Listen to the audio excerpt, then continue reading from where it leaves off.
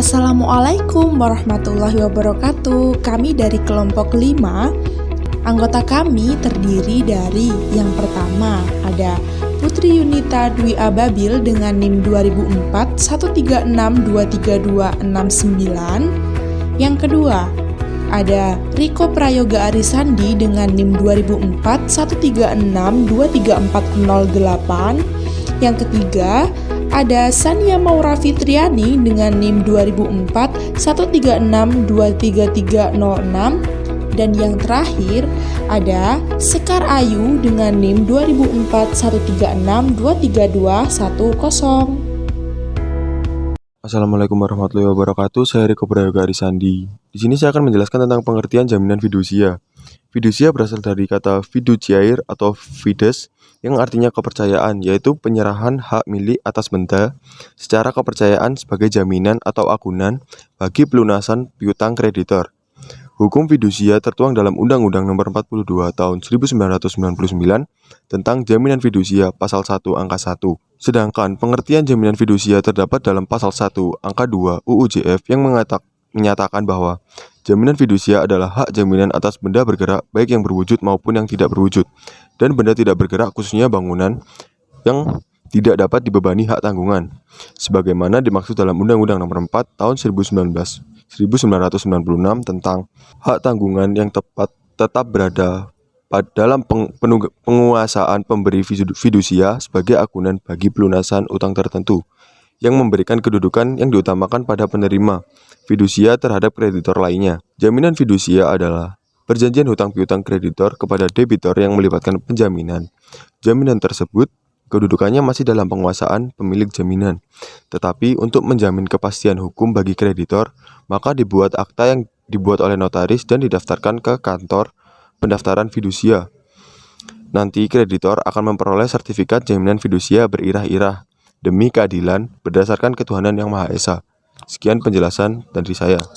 Nah, teman-teman, untuk materi yang selanjutnya itu mengenai objek jaminan fidusia. Nah, di objek jaminan fidusia ini ada yang namanya benda bergerak berwujud. Ini contohnya misalkan kendaraan bermotor seperti mobil, truk, bus, dan sepeda motor. Kemudian mesin-mesin pabrik, perhiasan, terus kemudian persediaan barang atau inventory, kapal laut berukuran di bawah 20 meter, perkakas rumah tangga, dan juga alat-alat perhiasan seperti traktor pembajak sawah, dan mesin penyedot air kayak gitu. Kemudian yang kedua ada benda bergerak tidak berwujud. Itu bisa dijadikan jaminan fidusia gitu.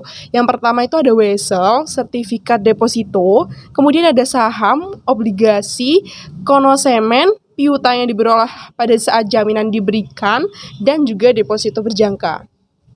Kemudian yang ketiga ada hasil dari benda yang menjadi objek jaminan, baik benda bergerak berwujud atau benda bergerak tidak berwujud, atau hasil dari benda tidak bergerak yang tidak dapat dibebani hak tanggungan. Itu bisa dijadikan jaminan fidusia kayak gitu. Kemudian yang selanjutnya ada klaim asuransi. Kemudian dilanjutkan dengan benda tidak bergerak, khususnya bangunan yang tidak dapat dibebani hak tanggungan. Dan juga yang terakhir itu ada benda-benda termasuk piutang yang telah ada pada saat jaminan diberikan maupun piutang yang diperoleh di kemudian hari kayak gitu. Pihak yang memegang fidusia harus memiliki tanggung jawab dan tugas yang bersifat etis serta legal. Berikut beberapa hal yang perlu diperhatikan sebagai tugas pemegang fidusia.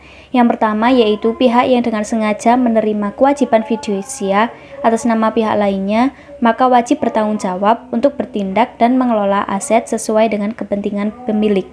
Yang kedua yaitu memastikan tidak ada masalah atau konflik kepentingan yang muncul di antara pemegang fidusia dan pemilik aset.